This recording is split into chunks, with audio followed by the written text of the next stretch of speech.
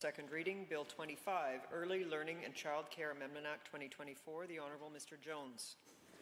The Honourable Minister of Infrastructure, on behalf of the Honourable Minister of Jobs, Economy and Trade.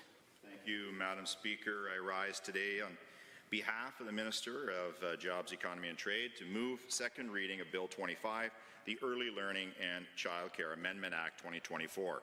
These amendments, if passed, will strengthen the trust Alberta families place in our child care system.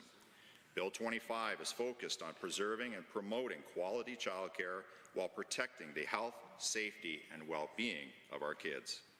With thousands of new child care spaces opening, our government is investing in Alberta's future to support our growing province. However, with rapid growth comes a responsibility to ensure safety and transparency remain a top priority. The proposed amendments will make our child care system safer for children while strengthening accountability and public confidence. By enhancing the capacities of the government's child care licensing team, the Act will enable swift action to ensure children are receiving the high-quality care they deserve. This includes temporarily closing a portion of a centre, suspending a family day home license and issuing a probationary license, requiring a provider to amend their program plans, and requiring family day home agencies to notify the programs that they oversee of any enforcement actions against them. New administrative penalties, which are already being used in many Canadian jurisdictions, would provide the government with another mechanism for enforcing requirements under the Early Learning and Child Care Act and its regulations. For example, if a compliance issue is identified in one room or in one part of a program, the entire operation doesn't need to close, preserving our high-quality and high-valued childcare spaces. This also means less disruptions for families. All of these changes would allow government to respond quickly when there are concerns about children's safety, providing flexibility in allowing childcare providers to address compliance issues in a portion of their premises. Madam Speaker, the vast majority of providers and educators are deeply committed to the safety and well-being of children in their care. However, there is always room for improvement and ways that we can better serve our kids. This legislation focuses on supporting good operators who provide quality care through their established curriculums and programming, while making sure the small number of bad actors receive meaningful consequences for their non-compliance. Repeat violators of established standards who remain non-compliant or even endanger children must be dealt with promptly. Madam Speaker, many families remember the devastating E. coli outbreak last year. This outbreak raised questions about what parents can expect from their government when child care providers are not following basic health and safety rules. And that's why, in this legislation, we are proposing amendments to address one of those recommendations from the Food Safety and Licensed Facility-Based Child Care Review Panel. This panel was struck to find ways to prevent large-scale outbreaks from ever happening again.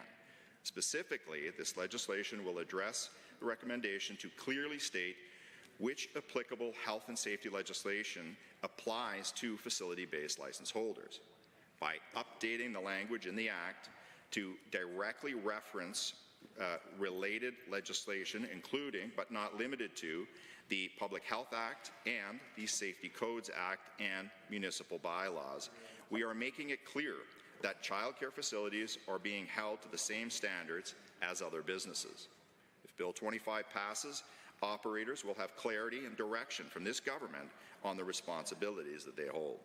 In addition, the proposed changes will make the certification of an early childhood educator available to the public so parents can rest assured their children are in the care of trained and certified professionals. The Act will also ensure parents have easy access to vital information regarding any stop orders that have been issued by the government against unlicensed providers. We want parents to have information right at their fingertips about whether the provider that they're considering has a proven track record of safety and quality, and whether that provider is licensed or unlicensed. Lastly, these amendments will address and help address the growing demand for early childhood educators. The childcare sector is seeing recruitment challenges across the country, and we want to do our part to alleviate stresses and promote certainty. We also know that childcare means appropriate staffing levels. Updating the Act's regulations will clarify that certified 16 and 17-year-olds can work in a childcare facility while under adult supervision. This will present new opportunities for providers so they can be confident in hiring young people with an interest in early learning to support their programs.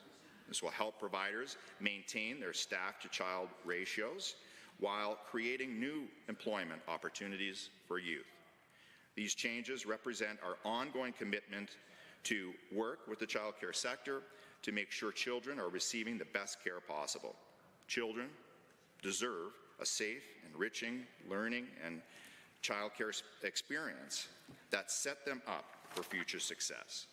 Providers deserve support and clarity as they strive to meet high standards, and parents deserve to know that the childcare system is worthy of their confidence.